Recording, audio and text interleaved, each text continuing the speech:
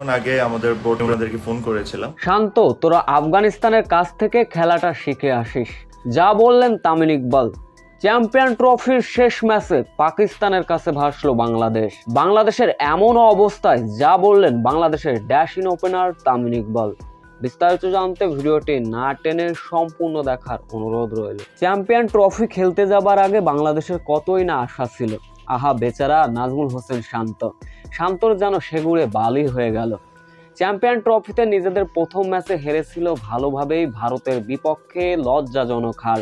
দ্বিতীয় ম্যাচ নিউজিল্যান্ডের বিপক্ষেও করতে পারেনি প্রতিরোধ, দেখাতে পারেনি নিজেদের ধারাবাহিক পারফরমেন্স।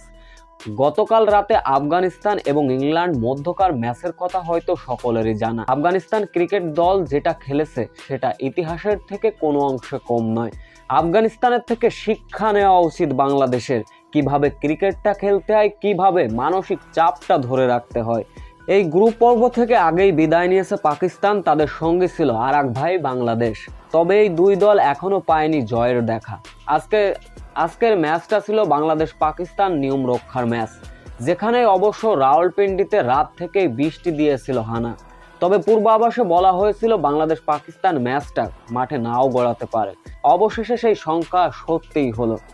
রাওয়ালপিন্ডিতে দফায় দফায় বৃষ্টি, এক প্রকার মাঠে গড়ানো যায়নি বল, যার ফলে মাঠে থাকা আম্পায়াররা ম্যাচটি পরিত্যক্ত বলে ঘোষণা করলেন।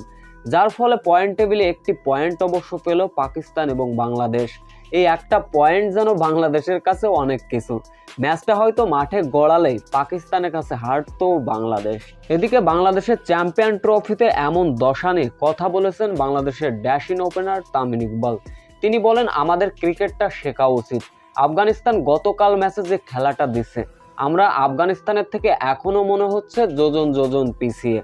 আফগানিস্তানের থেকে আমাদের শিক্ষা নেওয়া উচিত কিভাবে ক্রিকেটটা খেলতে হয়।